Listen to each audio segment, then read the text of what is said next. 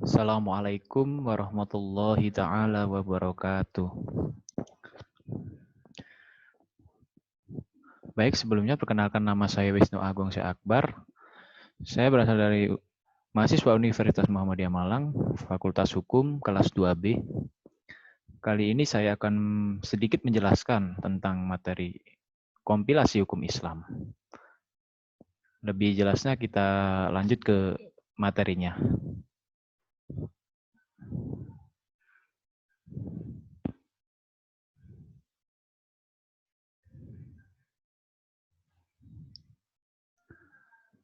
Baik.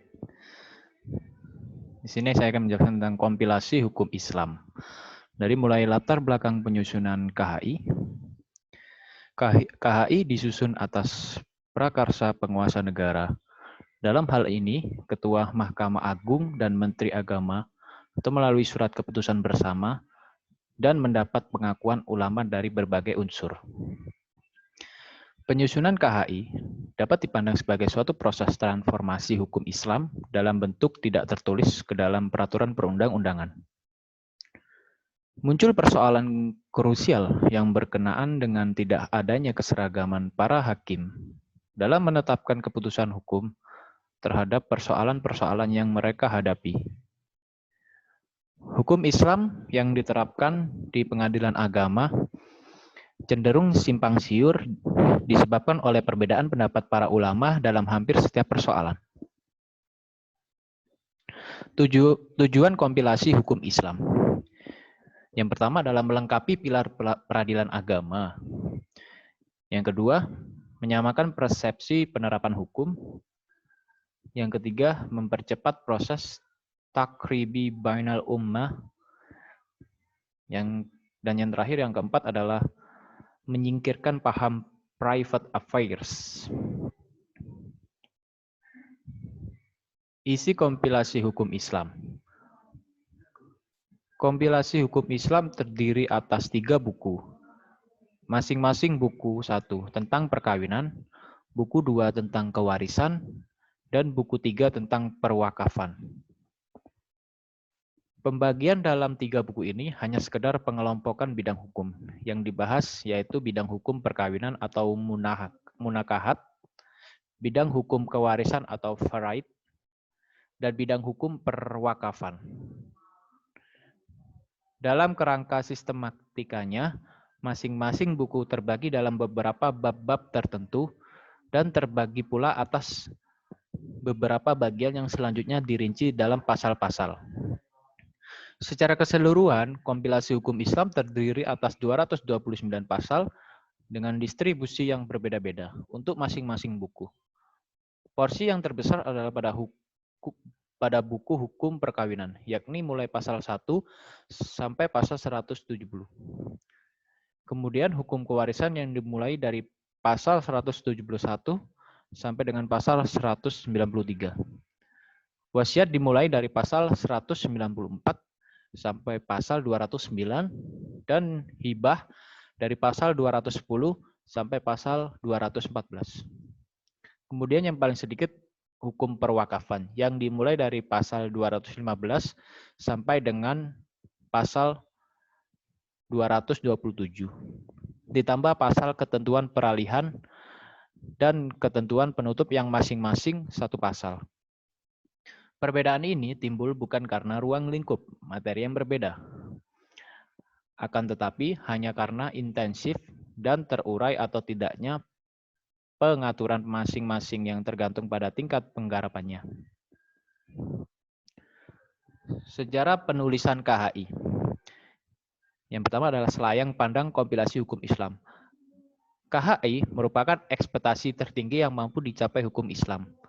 Kompilasi dari perspektif bahasa adalah kegiatan pengumpulan dari berbagai bahan tertulis yang diambil dari berbagai buku atau tulisan mengenai sesuatu persoalan tertentu. Pengumpulan dari berbagai sumber yang dibuat oleh beberapa penulis yang berbeda untuk ditulis dalam suatu buku tertentu, sehingga dengan kegiatan ini, semua bahan yang diperlukan dapat ditemukan dengan mudah. Perbedaan antara kodifikasi atau kitab undang-undang dan undang-undang terletak pada materinya. Kodifikasi memiliki materi yang luas, tidak hanya satu sektor, peraturan namun bisa mencakup seluruh bidang hukum dalam satu frame. Semisal, kitab undang-undang hukum, pidana atau KUHP, atau kitab-kitab undang hukum perdata atau KUH perdata. Sedangkan undang-undang hanya mencakup salah satu sektor dari hukum, semisal Undang-Undang Nomor 1 Tahun 1974 tentang perkawinan. Yang B. Latar belakang penyusunan kompilasi hukum Islam. Dengan dikeluarkannya Undang-Undang Nomor 14 Tahun 1970 tentang ketentuan pokok kekuasaan kehakiman, semakin mempertegas keberadaan peradilan agama.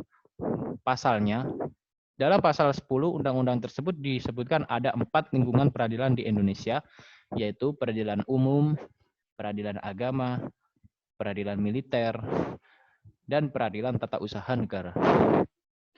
Klausula pada undang-undang tersebut secara tegas memposisikan peradilan agama sejajar dengan peradilan lain yang sebelumnya hanya di bawah Kementerian Agama. C. Proses penyusunan kompilasi hukum Islam. Terbentuknya hukum Islam atau hukum keluarga yang tertulis sebenarnya sudah lama menjadi kebutuhan dan keinginan masyarakat Muslim. Sejak terbentuknya peradilan agama yang mempunyai kewenangan untuk menyelesaikan masalah-masalah hukum keluarga, rasanya sangat diperlukan adanya hukum kekeluargaan Islam tertulis.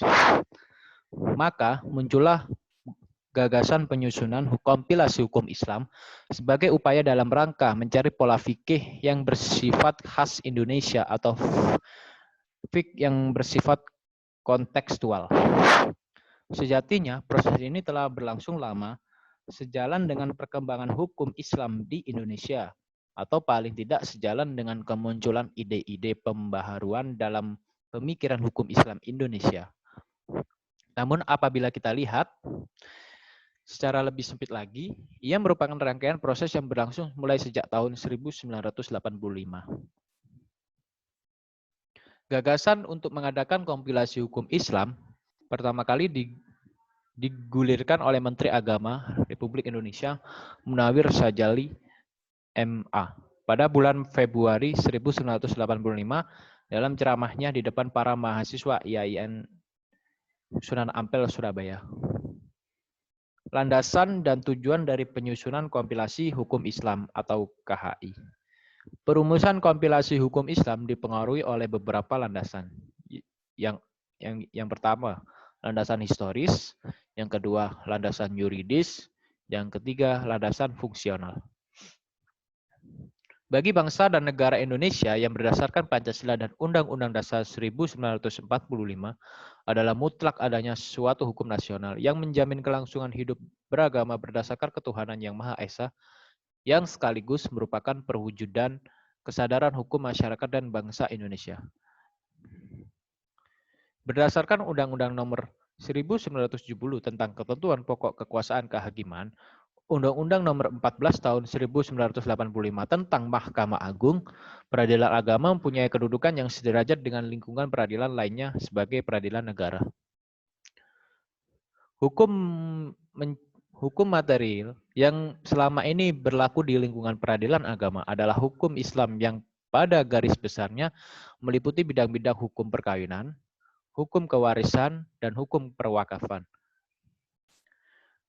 Berdasarkan surat edaran Biro Peradilan Agama tanggal 18 Februari nomor B1735 hukum material yang dijadikan pedoman dalam bidang-bidang hukum tersebut di atas adalah bersumber pada 13 buah kitab yang kesemuanya atau kebanyakannya mazhab Syafi'i. Dengan berlakunya Undang-Undang Nomor 1 Tahun 1974 tentang perkawinan dan peraturan pemerintah Nomor 28 Tahun 1977 tentang perwakafan tanah milik. 4 faktor dominan dari politik hukum Orde Baru yang turut mempengaruhi politik hukum Islam dalam pembentukan KHI adalah yang 1.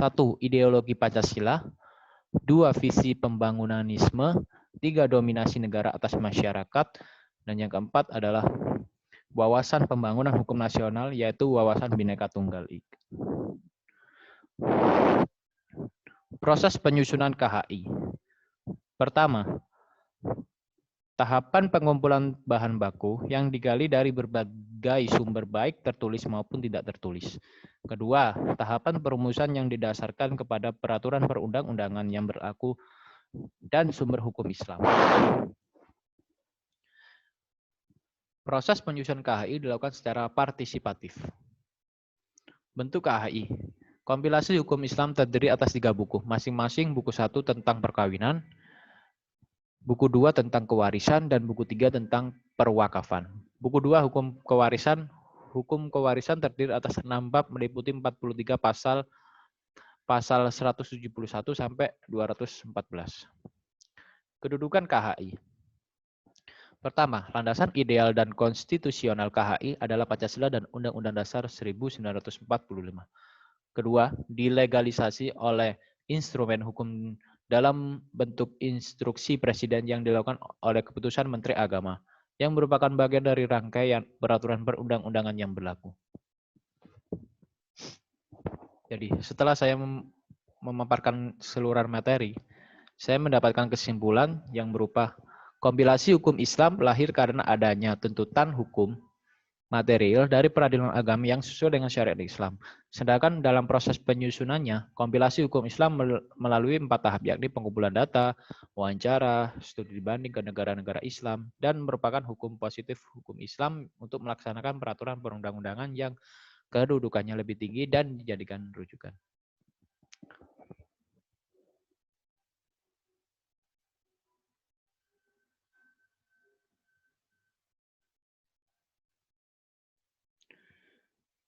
Baik, itu saja pemaparan materi dari saya. Kurang lebihnya mohon maaf. Billahi taufik wal hidayah. Wassalamualaikum warahmatullahi wabarakatuh.